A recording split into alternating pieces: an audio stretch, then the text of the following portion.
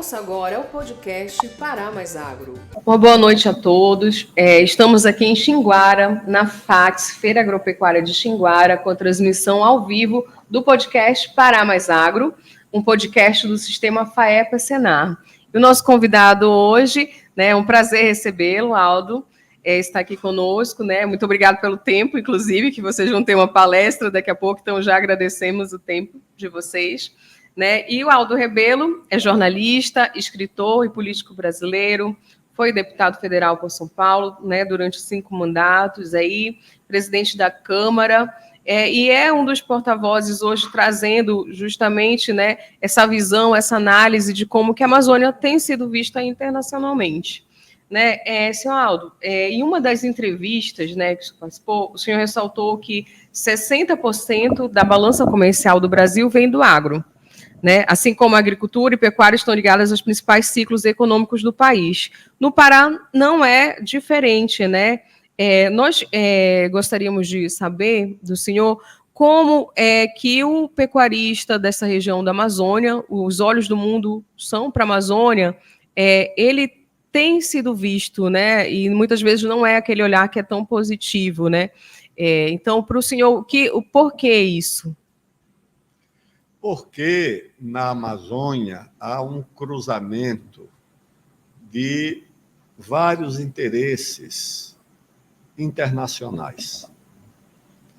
Você tem na Amazônia o interesse pelo tema do meio ambiente, do aquecimento global, do clima, da proteção das florestas, que é uma causa muito justa e muito legítima.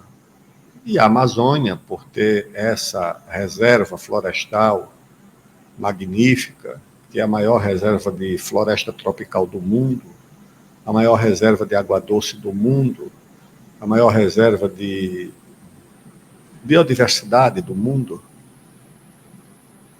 mas também a maior reserva de minérios do mundo. Tudo isso na Amazônia.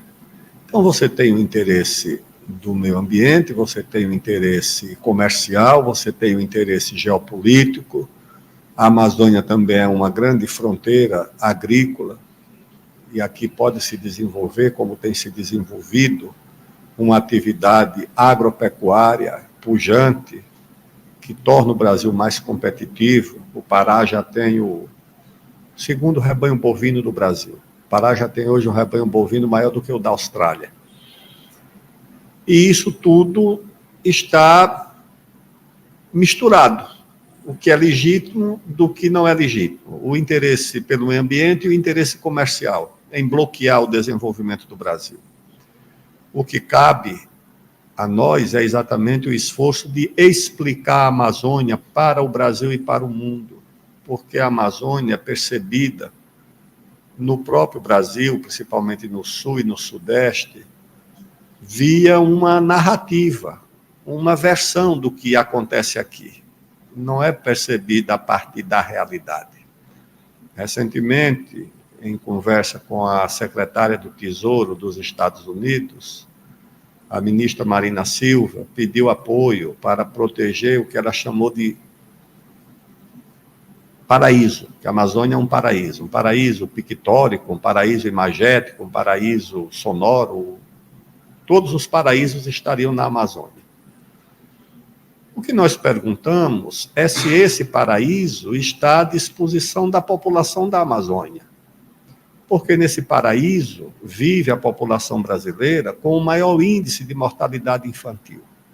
Por que é que nesse paraíso vive a população brasileira com o maior índice de analfabetismo?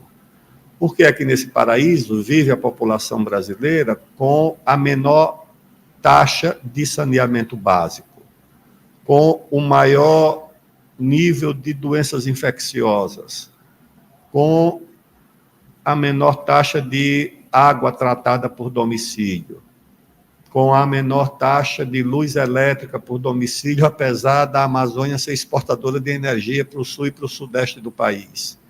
Então há uma contradição, esse paraíso não chega para as pessoas. E a ministra Marina preferiu viver longe do paraíso.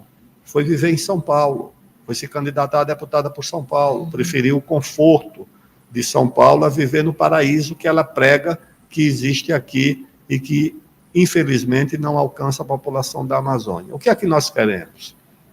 Nós queremos que esse paraíso seja protegido? Queremos. Nós queremos que a natureza seja protegida? Queremos. Mas queremos também que as pessoas sejam protegidas, que elas possam ter um meio de vida, que elas possam ter uma atividade econômica, que elas possam criar as suas vacas, plantar as suas roças, cultivar a sua terra, ter acesso à infraestrutura, ter estrada, ferrovia, rodovia, hidrovia, que tudo isso é negado à população da Amazônia. Então, nós queremos que a Amazônia tenha o direito ao desenvolvimento, que a sua juventude tenha futuro, tenha emprego, tenha trabalho. Você matricula um menino e uma menina na Amazônia para fazer um curso de veterinária e quer proibir a pecuária. Matricula para fazer um curso de agronomia e quer proibir a agricultura. Matricula para fazer um curso de engenharia de petróleo e gás na Universidade Federal do Pará e depois proíbe a exploração de petróleo e gás na margem equatorial. Não, isso é uma coisa esquizofrênica, isso é uma coisa doentia. Então, é preciso que o Brasil compreenda que na Amazônia existe muita riqueza que pode ser usufruída em benefício da população da Amazônia e da população brasileira, e que é preciso combinar o direito à proteção do meio ambiente com o direito ao desenvolvimento. E como que as instituições elas podem promover, se mobilizar nesse sentido, né? Fazer realmente acontecer, né, esse desenvolvimento e fazê-lo chegar até a população amazônica, né? E não só o próprio Brasil, né? Tendo em vista que muitos dos produtos produzidos na Amazônia também chegam ao país e são, inclusive, exportados, né?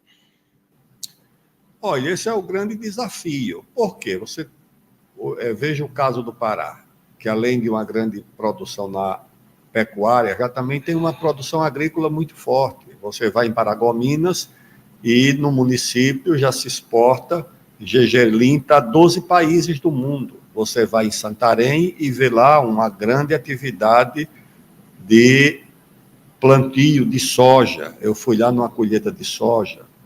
Você vai aqui mesmo nessa região do sul do Pará, Xinguara, Redenção, Rio Maria e outros municípios, até chegar mais à frente, você encontra uma pecuária muito produtiva, dando ao Brasil divisas para equilibrar sua balança comercial, a produção de ferro, que protege a balança comercial do Brasil e que sai aqui do Pará, a energia de Tucuruí, que ajuda a manter a estabilidade da rede de energia elétrica do Brasil. Mais recentemente, nós tivemos outra usina que foi construída aqui no estado, que é Belo Monte. Então, você tem aqui um estado que ajuda o país e que é apresentado aos olhos do Brasil como se aqui vivesse uma população que é hostil ao meio ambiente. E isso não é verdade. O Pará protege muito mais florestas do que os Estados Unidos, do que a França, do que a Alemanha, do que esses países europeus. Eu acho que nós temos que mobilizar a sociedade local. Nós vamos ter a Conferência do Clima, que vai acontecer no próximo ano aqui em Belém, a Conferência das Mudanças Climáticas da ONU, e é preciso que a sociedade se mobilize para que a agenda não seja apenas a agenda que o mundo tem para o Brasil. Qual é a agenda do mundo para o Brasil? É transformar a Amazônia numa reserva florestal dos países ricos. Qual é a agenda do Brasil para o mundo e para a Amazônia? Proteger as florestas, a biodiversidade e proteger o direito da Amazônia ao desenvolvimento, é fazer essas duas coisas. Então, a Federação da Agricultura e os sindicatos rurais do Pará e da Amazônia têm que se mobilizar em torno dessa agenda, a Federação do Comércio, a Federação das Indústrias, a OAB, o Sindicato de Trabalhadores do Comércio. Por quê? Porque toda essa atividade está ligada à produção de riqueza. A castanheira não contrata advogado, a seringueira não contrata dentista, nem médico, e nem compra no comércio.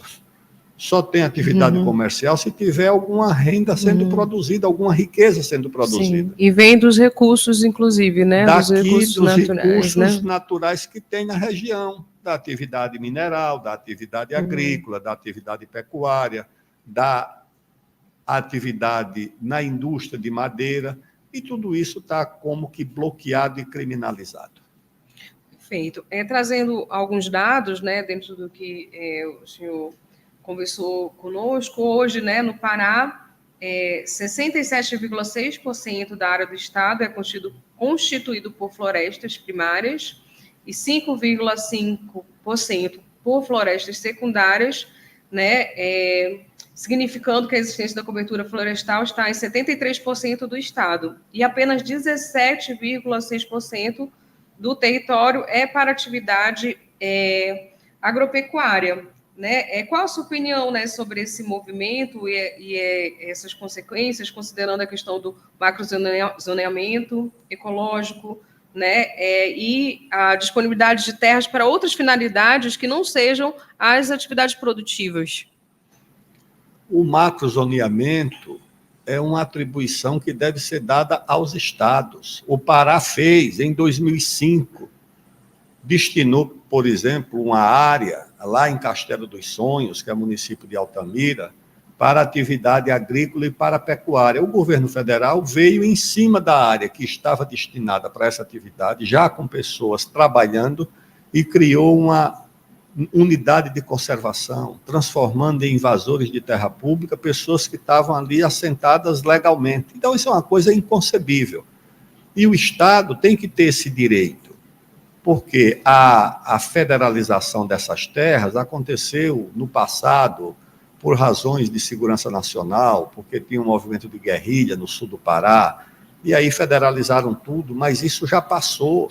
Hoje deve-se devolver aos estados algum tipo de autonomia.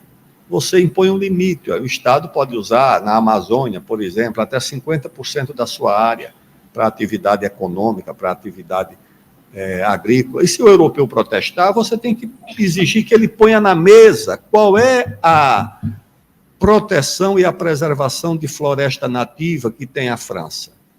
Qual é a proteção de floresta nativa que tem a Alemanha? Esses países não têm nem 3%.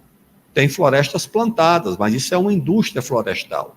É a silvicultura. Isso não é floresta nativa que protege a biodiversidade. Isso nós temos no Brasil. Lá você tem a indústria florestal, que é a indústria de madeira, que é muito forte nesses países. Na Suécia, por exemplo, eles restringem o uso do metal, porque eles não produzem. Então, nas estruturas de construção civil, vem tudo de fora. E só usam madeira. Usam madeira, porque eles têm a madeira. Eles não têm ferro, eles não têm... E aí eles elevam uma taxa muito grande para que as pessoas usem na construção civil madeira. E aqui nós estamos proibidos, praticamente, mesmo de fazer o manejo, que é uma atividade sustentável.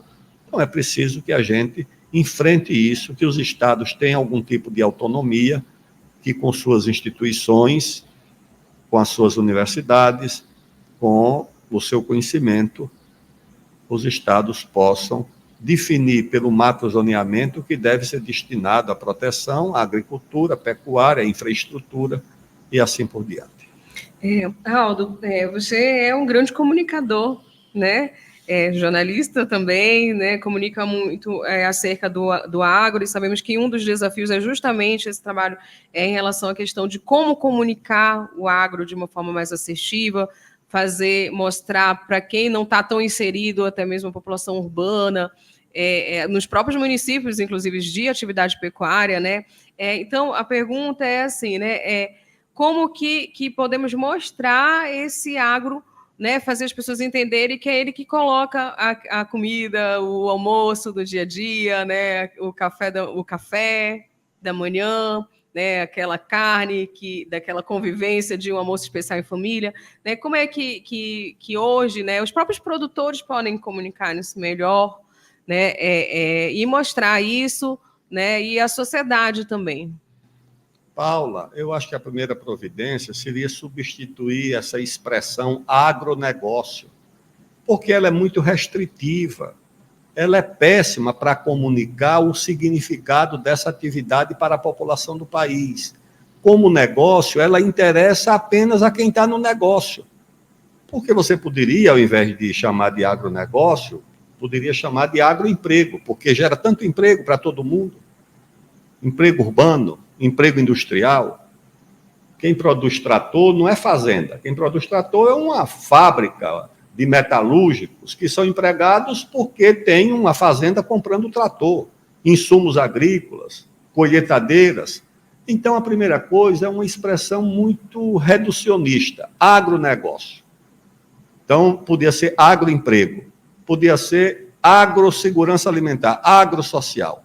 Porque para um trabalhador da periferia de São Paulo, que atravessa a rua no dia de domingo, vai na padaria e compra um frango, ele precisa compreender que aquele frango só foi comprado a um custo razoável para a renda dele, porque tem um monte de gente plantando milho, plantando soja, misturando, fazendo ração e levando para alimentar um frango. Que o ovo é acessível porque também tem milhares de pessoas cultivando a terra para fazer a ração, para dar para as galinhas que dão ovo e que chega a um preço acessível nas grandes cidades. Mas essa comunicação precisa ser feita. O significado social da agricultura e da pecuária. Se a carne do boi hoje é acessível, que não era no passado, que nós chegamos a importar carne de Chernobyl, contaminada pela radiação, os pobres não tinham direito a comer carne vermelha, a proteína do pobre era o peixe salgado da feira, porque tem gente no Brasil inteiro, aqui no Pará, no Mato Grosso, em Minas Gerais, no Rio Grande do Sul, criando uma vaca, um boi, para que a carne seja acessível. Se você poder chamar também de agromúsica. Por quê? Porque a agricultura, o Brasil rural, inspira a música brasileira. O Luiz Gonzaga cantou o que? O Sertão, o Algodão, o Tonico Tinoco, esses cantores modernos aí, cantam esse mundo rural. A culinária, você pode ir no restaurante mais luxuoso de São Paulo, a culinária, o laboratório daquele restaurante foi uma cozinha em algum lugar da roça no Brasil. É ali que começa a culinária.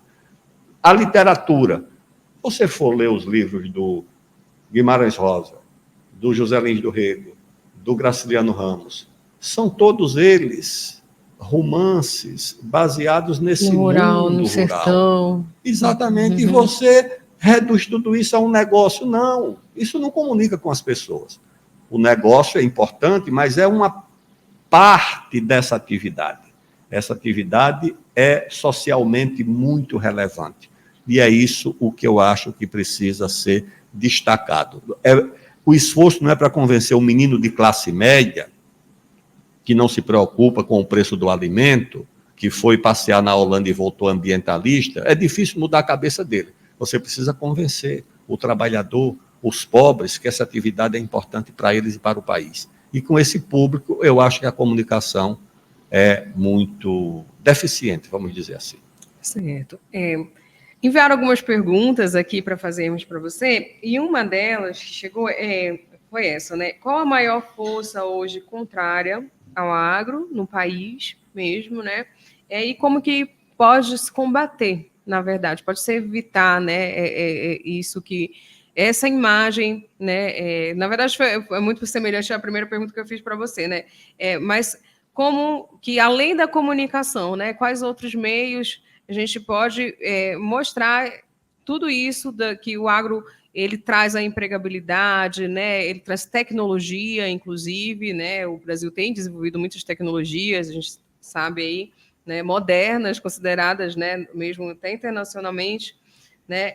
Existem mesmo essas forças, né? Contrárias, né? E existe uma forma de combater? Existem essas forças, elas são poderosas, elas contam com muitos recursos, estão cheias dessas organizações não governamentais financiadas do exterior, que têm como missão combater a agricultura e a pecuária no Brasil. Eles têm aliados fortes dentro do Estado brasileiro, com honrosas exceções. O Ministério Público Federal e o Ministério Público dos Estados são braços jurídicos dessas ONGs, lutando contra a agricultura, com honrosas exceções. Se um agricultor precisar de um advogado, ele tem que contratar. Se uma ONG precisar, bate na porta do Ministério Público e é atendido. Isso é uma coisa escandalosa. Uma instituição do Estado brasileiro se voltando contra o interesse do país, se voltando contra produtores rurais. Eu acho isso escandaloso, que exige providências, obrigando o agricultor a assinar esses termos de ajustamento de conduta, esses taxas, que têm força de lei. Tem que tirar esse poder do Ministério Público. Tem que tirar, porque se mostrou uma corporação imatura, incapaz de administrar o grande poder que recebeu na Constituição de 88. Na verdade, o TAC é uma concessão ao Ministério Público para legislar. Porque muitas vezes o agricultor ele se sente pressionado entre escolher ser alvo de uma ação penal proposta pelo Ministério Público ou assinar um termo de ajustamento de conduta injusto, inadequado, de gente que não está preparado para propor. Então, eu acho que essas coisas têm que ser enfrentadas e tem que apontar juízes de primeiro grau que não conhecem a realidade do campo, que não sabem o que é o campo no Brasil, o que é o esforço para produzir em situação adversa e dão qualquer sentença. Não, pessoal. Então, você tem um consórcio formado por ONGs, por instituições do Estado brasileiro. Você tem aqui nessa Amazônia o narcotráfico tomando conta de uma parte importante dos rios da Amazônia e os aparatos da Força Nacional, da Polícia Federal, do IBAMA, voltados para ir atrás de uma pessoa que está criando uma vaca e plantando uma roça de cacau, de milho ou de qualquer coisa. Ou seja, aqui tem mais polícia atrás de quem produz do que atrás de traficante de droga. Não, essa coisa é inaceitável. E o Brasil sabe disso? Não sabe, porque o Brasil recebe uma narrativa das ONGs que estão em consórcio com a grande imprensa do país, com os grandes jornais, com as grandes televisões, com honrosas exceções, eu quero registrar. Mas a narrativa que chega no Sul e no Sudeste é de que a agricultura e a pecuária são atividades destruidoras da natureza e não produtoras de alimento, que é o que devia ser. Um desafio, né, Aldo? Então, esse foi o nosso podcast Para Mais Agro. Recebemos aqui a honrosa presença do senhor Aldo Rebelo, muito aguardado, né? Compartilhamos aí muitas pessoas aqui ansiosas para receber, é um prazer.